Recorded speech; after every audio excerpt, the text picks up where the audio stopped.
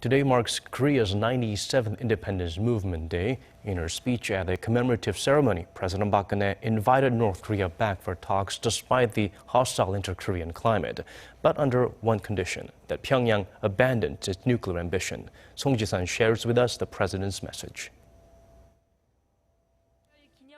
President Park Geun revived her vision for unification in her Independence Movement Day address on Tuesday, saying unifying the two Koreas is the way to continue the legacy of those who fought for independence 97 years ago.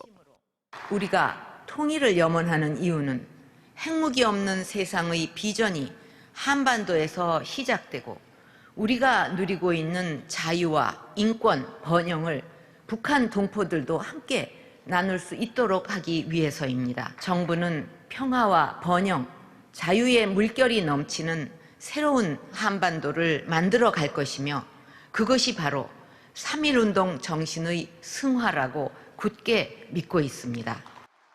After taking a stern stance on North Korea following its fourth nuclear test and long-range missile launch, President Park left the door open for dialogue, saying it's up to Pyongyang now, but that its pursuit of nuclear weapons will only bring about an end to the regime.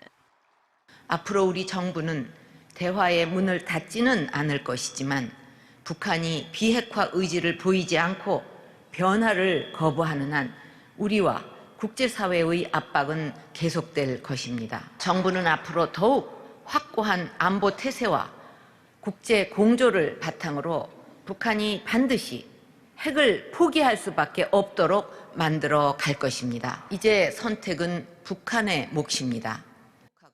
Referring to Seoul and Tokyo's settlement of the wartime sexual slavery issue, reached at the end of last year, President Park said Tokyo must sincerely fulfill its pledges to open a new chapter of bilateral relations, and that Japan must acknowledge history and its past wrongdoing.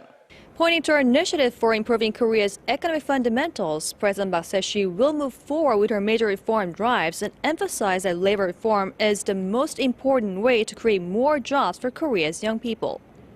송지선, 아리랑 뉴스.